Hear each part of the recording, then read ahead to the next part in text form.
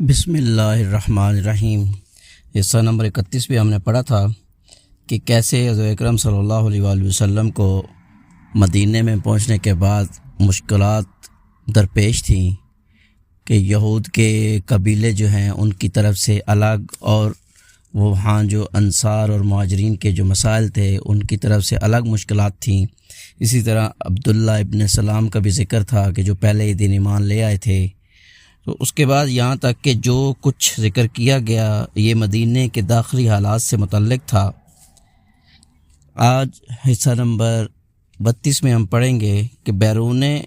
مدینہ مسلمانوں کے سب سے کڑے دشمن قریش تھے، اور 10 سال تک جب کہ مسلمان ان کے زیر دست تھے، دہشت مچانے، دھمکی دینے اور تنگ کرنے کے تمام ہتھ کنڈے استعمال کر چکے تھے، طرح طرح کی سختیاں اور مظالم کر چکے تھے، منظم اور وسیع پروپیگنڈے اور نہایت صبر آزما نفسیاتی حربے استعمال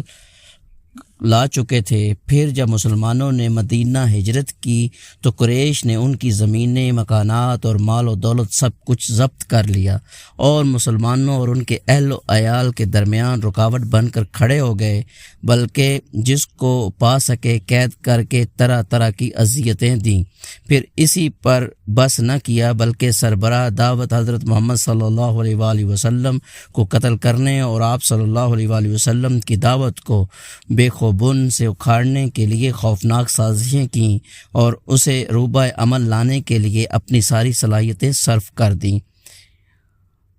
باہم اما جب مسلمان کسی طرح بچا کر کوئی 500 کلومیٹر دور مدینہ کی سرزمین پر جا پہنچے تو قریش نے اپنے ساکھ کا فائدہ اٹھاتے ہوئے گھناؤنا سیاسی کردار انجام دیا، یعنی یہ چونکہ حرم کے باشندے اور بیت اللہ کے پڑوسی تھے، اور اس کی وجہ سے انہیں اہل عرب کے درمیان دینی قیادت اور دنیاوی ریاست کا منصب حاصل تھا، اس لیے انہوں نے جزیرۃ العرب کے دوسرے مشرکین کو بھڑکا اور ورگلا کر مدینہ کا تقریباً مکمل بائیکاٹ کرا دیا، جس کی وجہ سے مدینہ کی درآمدات نہایت مختصر رہ گئیں، جب کہ وہاں مہاجرین پناہ گیروں کی تعداد روز بروز بڑھتی جا رہی تھی۔ در حقیقت مکے کے ان سرکشوں اور مسلمانوں کے اس نئے وطن کے درمیان حالت جنگ قائم ہو چکی تھی، اور یہ نہایت احمقانہ بات ہے کہ اس جھگڑے کا الزام مسلمانوں کے سر ڈالا جائے۔ مسلمانوں کو حق پہنچتا تھا کہ جس طرح ان کے اموال ضبط کیے گئے تھے اسی طرح وہ بھی ان سرکشوں کے اموال ضبط کریں جس طرح انہیں ستایا گیا تھا، اسی طرح وہ بھی ان سرکشوں کو ستائیں، اور جس طرح مسلمانوں کی زندگیوں کے آگے رکاوٹیں کھڑی کی گئی تھیں اسی طرح مسلمان بھی ان سرکشوں کی زندگیوں کے آگے رکاوٹیں کھڑی کریں، اور ان سرکشوں کو جیسے کو تیسا والا بدلہ دیں، تاکہ انہیں مسلمانوں کو تباہ کرنے اور بے خوبن سے اکھاڑنے کا راستہ نہ مل سکے۔ یہ تھے وہ قضایا اور مسائل جن سے حضور اکرم صلی اللہ علیہ وسلم کو مدینہ تشریف لانے کے بعد بحیثیت رسول وحادی اور امام و قائد اور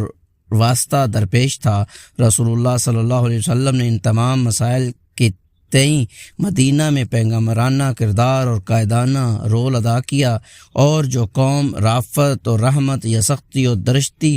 جس سلوک کی مستحق تھی اس کے ساتھ وہی سلوک کیا، اور اس میں کوئی شبہ نہیں کہ رحمت و محبت کا پہلو سختی اور درشتی پر غالب تھا، یہاں تک کہ چند برسوں میں زمانے کار اسلام اور اہل اسلام کے ہاتھ آ گئی۔ ہم بیان کر چکے ہیں کہ رسول اللہ صلی اللہ علیہ وآلہ وسلم نے مدینہ میں بنو نجار کے یہاں جمعہ 12 ربیع الاول سنہ 1 ہجری مطابق 27 ستمبر 622 عیسوی کو حضرت ابو ایوب انصاری رضی اللہ تعالیٰ عنہ کے مکان کے سامنے نزول فرمایا تھا، اور اسی وقت فرمایا تھا کہ انشاءاللہ یہی منزل ہوگی۔ پھر آپ صلی اللہ علیہ وآلہ وسلم حضرت ابو ایوب انصاری رضی اللہ تعالیٰ عنہ کے گھر منتقل ہو گئے تھے۔ مسجد نبوی کی تعمیر نو اس کے بعد نبی اکرم صلی اللہ علیہ وسلم کا پہلا قدم یہ تھا کہ آپ صلی اللہ علیہ وسلم مسجد نبوی کی تعمیر شروع کی اور اس کے لیے وہی جگہ منتخب کی جہاں آپ صلی اللہ علیہ وآلہ وسلم کی اونٹنی بیٹھی تھی۔ اس زمین کے مالک 2 یتیم بچے تھے۔ آپ صلی اللہ علیہ وآلہ وسلم نے ان سے یہ زمین قیمتاً خریدی اور بنفس نفیس مسجد کی تعمیر میں شریک ہو گئے۔ آپ صلی اللہ علیہ وآلہ وسلم اینٹ اور پتھر ڈھوتے تھے اور ساتھ ہی فرماتے تھے، اے اللہ، زندگی تو بس آخرت کی زندگی ہے، پس انصار و مہاجرین کو بخش دے۔ یہ بھی فرماتے تھے، یہ بوجھ خیبر کا بوجھ نہیں، یہ ہمارے پروردگار کی قسم زیادہ نیک اور پاکیزہ ہے۔ آپ صلی اللہ علیہ وسلم کے اس طرز عمل سے صحابہ کرام رضی اللہ تعالیٰ کے جوش و خروش اور سرگرمی میں بڑا اضافہ ہو جاتا تھا۔ چنانچہ صحابہ کرام رضی اللہ تعالیٰ عنہ کہتے تھے، اگر ہم بیٹھے رہیں اور نبی اکرم صلی اللہ علیہ وآلہ وسلم کام کریں تو ہمارا یہ کام گمراہی کا کام ہوگا۔ اس زمین میں مشرکین کی چند قبریں تھیں، کچھ ویرانہ بھی تھا، کھجور اور غرقد کے چند درخت بھی تھے۔ رسول اللہ صلی اللہ علیہ وسلم نے مشرکین کی قبریں اکھڑوا دیں، ویرانہ برابر کرا دیا اور کھجوروں اور درختوں کو کاٹ کر قبلے کی جانب لگا دیا۔ اس وقت قبلہ بیت المقدس تھا۔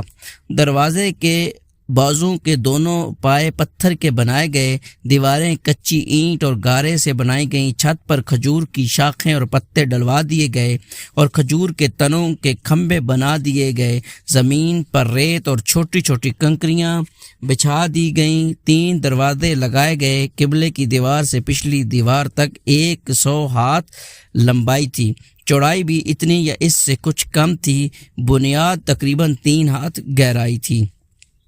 آپ صلی اللہ علیہ وآلہ وسلم نے مسجد کے بازو میں چند مکانات بھی تعمیر کیے جن کی دیواریں کچی اینٹ کی تھیں اور چھت کھجور کے تنوں کی کڑیاں دے کر کھجور کی شاخ اور پتوں سے بنائی گئی تھی۔ یہی آپ صلی اللہ علیہ وسلم کی ازواج مطہرات کے حجرے تھے۔ ان حجروں کی تعمیر مکمل ہو جانے کے بعد آپ صلی اللہ علیہ وآلہ وسلم حضرت ابو ایوب انصاری رضی اللہ تعالیٰ عنہ کے مکان سے یہیں منتقل ہو گئے۔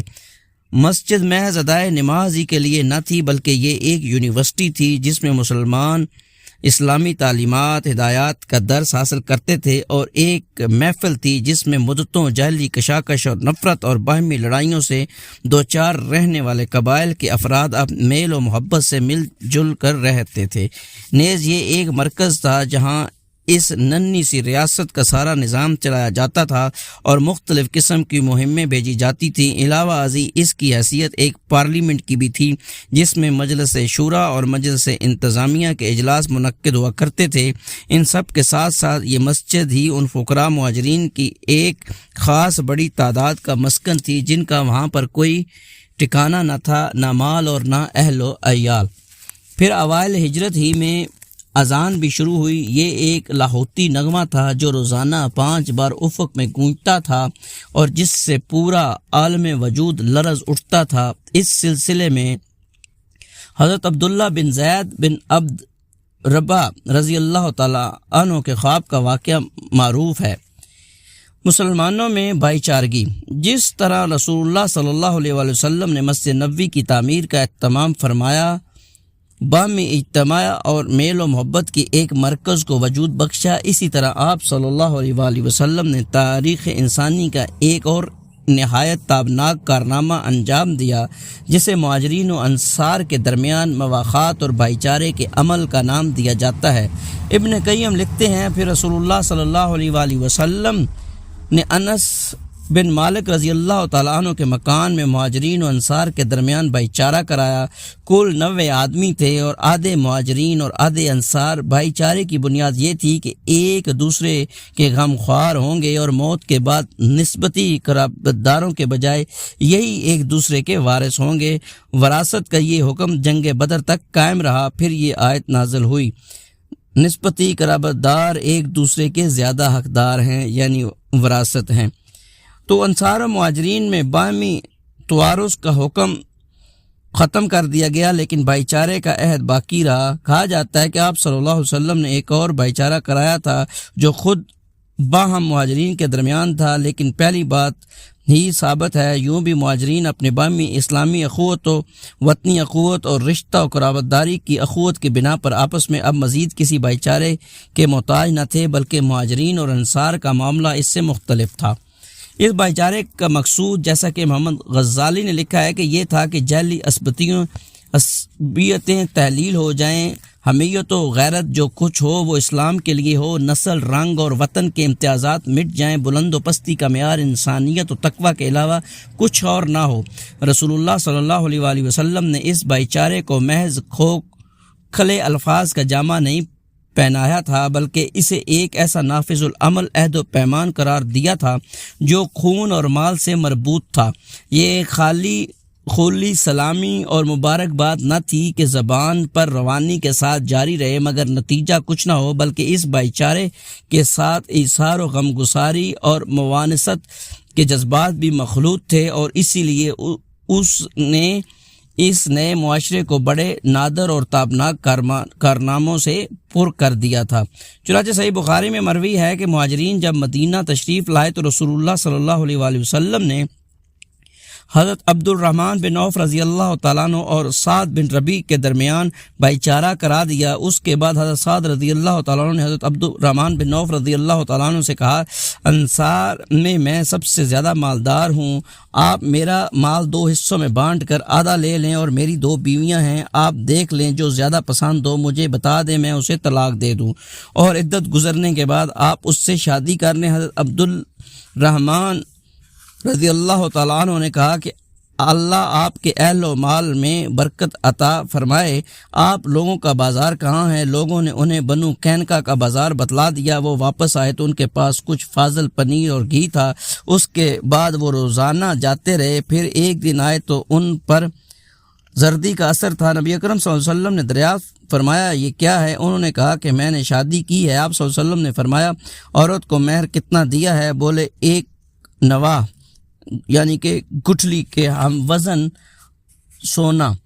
اسی طرح حضرت ابو ہریرہ رضی اللہ تعالی عنہ سے ایک روایت آئی ہے کہ انصار نے نبی اکرم صلی اللہ علیہ وسلم سے عرض کی، آپ صلی اللہ علیہ وسلم ہمارے درمیان اور ہمارے بھائیوں کے درمیان ہمارے کھجور کے باغات تقسیم فرما دیں۔ آپ صلی اللہ علیہ وسلم نے فرمایا نہیں۔ انصار نے کہا، تب آپ لوگ یعنی مہاجرین ہمارا کام کر دیا کریں اور ہم پھل میں آپ لوگوں کو شریک رکھیں گے۔ انہوں نے کہا ٹھیک ہے۔ ہم نے بات سنی اور مانی۔ اس سے اندازہ کیا جا سکتا ہے کہ انصار نے کس طرح بڑھ چڑھ کر اپنے مہاجرین بھائیوں کا اعزاز و اکرام کیا تھا، اور کس قدر محبت، خلوص اور احسار اور قربانی سے کام لیا تھا، اور مہاجرین ان کی اس کرم نوازش کی کتنی قدر کرتے تھے۔ چنانچہ انہوں نے اس کا کوئی غلط فائدہ نہیں اٹھایا، بلکہ ان سے صرف اتنا ہی حاصل کیا جس سے وہ اپنی ٹوٹی ہوئی معیشت کی کمر سیدھی کر سکتے تھے۔ اور حق یہ ہے کہ یہ بھائی چارہ ایک نادر حکمت، حکیمانہ سیاست اور مسلمانوں کو درپیش بہت سارے مسائل کا ایک بہترین حل تھا۔ مذکورہ بھائی چارے کی طرح رسول اللہ صلی اللہ علیہ وسلم نے ایک اور عہد و پیمان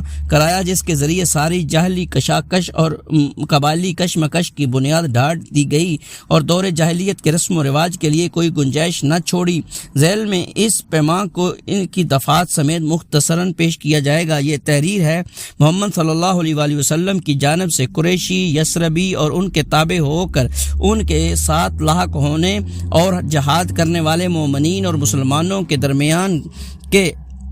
نمبر 1 یہ سب اپنے ماسوا انسانوں سے الگ ایک امت ہیں۔ نمبر 2 مہاجرین قریش اپنی سابقہ حالت کے مطابق باہم دیت کی ادائیگی کریں گے اور مومنین کے درمیان معروف اور انصاف کے ساتھ اپنے قیدی کا فدیہ دیں گے، اور انصار کے تمام قبیلے اپنی سابقہ حالت کے مطابق باہم دیت کی ادائیگی کریں گے، اور ان کا ہر گروہ معروف طریقے پر اور اہل ایمان کے درمیان انصاف کے ساتھ اپنے قیدی کا فدیہ ادا کرے گا۔ نمبر 3 اہل ایمان اپنے درمیان کسی بے کس کو فدیہ یا دیت کے معاملے میں معروف طریقے کے مطابق عطا و نوازش سے محروم نہ رکھیں گے۔ نمبر 4 سارے راست باز مومنین اس شخص کے خلاف ہوں گے جو ان پر زیادتی کرے گا یا اہل ایمان کے درمیان ظلم اور گناہ اور زیادتی اور فساد کی راہ کا جویا ہوگا۔ نمبر 5 ان سب کے ہاتھ اس شخص کے خلاف ہوں گے خواہ وہ ان میں سے کسی کا لڑکا ہی کیوں نہ ہو۔ نمبر 6 کوئی مومن کسی مومن کو کافر کے بدلے قتل نہ کرے گا۔ نمبر 7 کسی مومن کے خلاف کسی کافر کی مدد کرے گا۔ نمبر 8 اللہ کا ذمہ عید ایک ہوگا، ایک معمولی آدمی کا دیا ہوا ذمہ بھی سارے مسلمانوں پر لاگو ہوگا۔ نمبر 9 جو یہود ہمارے پیروکار ہو جائیں ان کی مدد کی جائے گی اور وہ دوسرے مسلمانوں کے مثل ہوں گے، نہ ان پر ظلم کیا جائے گا اور نہ ان کے خلاف تعاون کیا جائے گا۔ نمبر 10 مسلمانوں کی صلح ایک ہوگی، کوئی مسلمان کسی مسلمان کو چھوڑ کر قتال فی سبیل اللہ کے سلسلے میں مصالحت نہیں کرے گا، بلکہ سب کے سب برابری اور عدل کی بنیاد پر کوئی عہد و پیمان کریں گے۔ نمبر 11 مسلمان اس خون میں ایک دوسرے کے مساوی ہوں گے جسے کوئی فی سبیل اللہ بہائے گا۔ نمبر 12 کوئی مشرک قریش کی کسی جان یا مال کو پناہ نہیں دے سکتا اور نہ کسی مومن کے آگے اس کی حفاظت کے لیے رکاوٹ بن سکتا ہے۔ نمبر 13 جو شخص کسی مومن کو قتل کرے گا اور ثبوت موجود ہوگا اس سے قصاص لیا جائے گا، سوائے اس صورت کے کہ مقتول کا ولی راضی ہو جائے۔ نمبر 14 یہ کہ سارے مومنین اس کے خلاف ہوں گے، ان کے لیے اس کے سوا کچھ حلال نہ ہوگا کہ اس کے خلاف اٹھ کھڑے ہوں۔ نمبر 15 کسی مومن کے لیے حلال نہ ہوگا کہ کسی ہنگامہ برپا کرنے والے یا بدعتی کی مدد کرے اور اسے پناہ دے، اور جو اس کی مدد کرے گا یا اسے پناہ دے گا اس پر قیامت کے دن اللہ کی لعنت اور اس کا غضب ہوگا اور اس کا فضل فرض و نفل کچھ بھی قبول نہ کیا جائے گا۔ نمبر 16 تمہارے درمیان جو بھی اختلاف رونما ہوگا اسے اللہ عز و جل اور محمد صلی اللہ علیہ وسلم کی طرف پلٹایا جائے گا۔ اس حکمت بالغہ اور اس دور اندیشی سے رسول اللہ صلی اللہ علیہ وآلہ وسلم نے ایک نئے معاشرے کی بنیادیں استوار کی، لیکن معاشرے کا ظاہری رخ در حقیقت معنی کمالات کا پرتو تھا جس سے نبی اکرم صلی اللہ علیہ وسلم کی صحبت و ہم نشینی کی بدولت یہ بزرگ ہستیاں بہرور ہو چکی تھی۔ نبی اکرم صلی اللہ علیہ وسلم ان کی تعلیم و تربیت، تزکیہ نفس اور مکارم اخلاق کی ترغیب میں مسلسل کوشاں رہتے تھے اور انہیں محبت و بھائی چارگی، مجدود و شرف اور عبادات و عطاعت کے آداب برابر سکھاتے اور بتاتے رہتے تھے۔ ایک صحابی رضی اللہ تعالیٰ نے اپنے آپ صلی اللہ علیہ وسلم سے دریافت کیا کہ کون سا اسلام بہتر ہے، یعنی اسلام میں کون سا عمل بہتر ہے؟ آپ صلی اللہ علیہ وآلہ وسلم نے فرمایا تم کھانا کھلاؤ اور شناسا اور غیر شناسا سبھی کو سلام کرو۔ حضرت عبداللہ بن سلام رضی اللہ تعالیٰ عنہ کا بیان ہے کہ جب نبی اکرم صلی اللہ علیہ وآلہ وسلم مدینہ تشریف لائے تو میں آپ صلی اللہ علیہ وسلم کی خدمت میں حاضر ہوا۔ جب میں نے آپ صلی اللہ علیہ وسلم کا چہرہ مبارک دیکھا تو اچھی طرح سمجھ گیا کہ یہ کسی جھوٹے آدمی کا چہرہ نہیں ہو سکتا۔ پھر آپ صلی اللہ علیہ وسلم نے پہلی بات جو ارشاد فرمائی وہ یہ تھی، اے لوگو سلام پھیلاؤ، کھانا کھلاؤ، صلہ رحمی کرو اور رات میں جب لوگ سو رہے ہوں نماز پڑھو، جنت میں سلامتی کے ساتھ داخل ہو جاؤ گے۔ آپ صلی اللہ علیہ وسلم فرماتے تھے وہ شخص جنت میں داخل نہ ہوگا جس کا پڑوسی اس کی شرارتوں اور تباہکاریوں سے مامون و محفوظ نہ رہے گا، اور فرماتے تھے مسلمان وہ ہے جس کی زبان اور ہاتھ سے مسلمان محفوظ رہیں، اور فرماتے تھے تم میں سے کوئی شخص مومن نہیں ہو سکتا یہاں تک کہ اپنے بھائی کے لیے وہی چیز پسند نہ کرے جو خود اپنے لیے پسند ہو، اور فرماتے تھے سارے مومنین ایک آدمی کی طرح ہیں کہ اگر اس کی آنکھ میں تکلیف ہو تو تکلیف سارے جسم میں محسوس ہوتی ہے، اور اگر سر میں تکلیف ہو تو سارے جسم کو تکلیف محسوس ہوتی ہے، اور فرماتے تھے مومن کے لیے عمارت کی طرح ہے جس کا بعض کو قوت پہنچاتا ہے، اور فرماتے ہیں آپس میں بغض نہ رکھو، باہم حسد نہ کرو، ایک دوسرے سے پیٹ نہ پھیڑو، اور اللہ کے بندے اور بھائی بن کر رہو۔ کسی مسلمان کے لیے حلال نہیں کہ اپنے بھائی کو 3 دن سے اوپر چھوڑے رکھے، اور حضرت صلی اللہ علیہ وسلم نے فرمایا مسلمان کا بھائی ہے، نہ اس پر ظلم کرے اور نہ اسے دشمن کے حوالے کرے، اور جو شخص اپنے بھائی کی حاجت برائی میں کوشاں ہوگا اللہ تعالیٰ اس کی حاجت برائی میں ہوگا، اور جو شخص مسلمان کوئی غم و دکھ دور کرے گا اللہ اس شخص سے روز قیامت کے دکھوں میں سے کوئی دکھ اور غم دور کرے گا، اور جو شخص کسی مسلمان کی پردہ پوشی کرے گا اللہ قیامت کے دن اس کی پردہ پوشی کرے گا۔ حضرت صلی اللہ علیہ وسلم نے فرمایا تم لوگ زمین والوں پر مہربانی کرو، تم پر آسمان والا مہربانی کرے گا، اور حضرت صلی اللہ علیہ وسلم نے فرمایا وہ شخص مومن نہیں جو خود پیٹ بھر کر کھا لے اور اس کے بازو میں رہنے والا پڑوسی بھوکا رہے، اور حضرت صلی اللہ علیہ وسلم نے فرمایا مسلمان سے گالی گلوچ کرنا فسق ہے اور اس سے مار کاٹ کرنا کفر ہے۔ اسی طرح آپ صلی اللہ علیہ وسلم راستے سے تکلیف دہ چیز ہٹانے کو صدقہ قرار دیتے تھے، اور اسے ایمان کی شاخوں میں سے ایک شاخ شمار کرتے تھے۔ نیز آپ صلی اللہ علیہ وآلہ وسلم صدقے اور خیرات کی ترغیب دیتے تھے اور اس کے ایسے ایسے فضائل بیان کرتے تھے کہ اس کی طرف خود بخود دل کھینچے چلے جائے۔ چنانچہ آپ صلی اللہ علیہ وسلم فرماتے ہیں کہ صدقہ گناہوں کو ایسے ہی بجھا دیتا ہے جیسے پانی آگ کو بجھا دیتا ہے۔ آپ صلی اللہ علیہ وسلم نے فرمایا جو مسلمان کسی ننگے مسلمان کو کپڑا پہنا دے گا اللہ اسے جنت کا سبز لباس پہنائے گا، اور جو مسلمان کسی بھوکے مسلمان کو کھانا کھلائے گا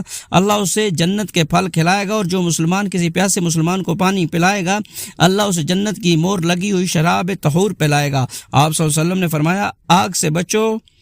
اگرچہ کھجور کا ایک ٹکڑا ہی صدقہ کر کے، اور اگر وہ بھی نہ پاؤ تو پاکیزہ بول ہی کے ذریعے۔ اور اسی کے پہلو بہ پہلو دوسری طرف آپ صلی اللہ علیہ وسلم مانگنے سے پرہیز کی بھی بہت زیادہ تاکید فرماتے، صبر و قناعت کی فضیلتیں سناتے اور سوال کرنے کو سائل کے چہرے کے لیے نوچ خراش اور زخم قرار دیتے، البتہ اس سے اس شخص کو مستثنی قرار دیا جو حد درجہ مجبور ہو کر سوال کرے۔ اسی طرح آپ صلی اللہ علیہ وسلم یہ بھی فرمایا کہ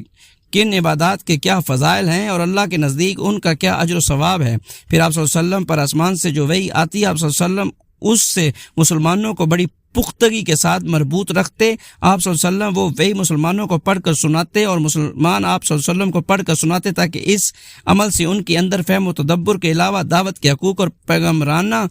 ذمہ داریوں کا شعور بیدار ہو جائے۔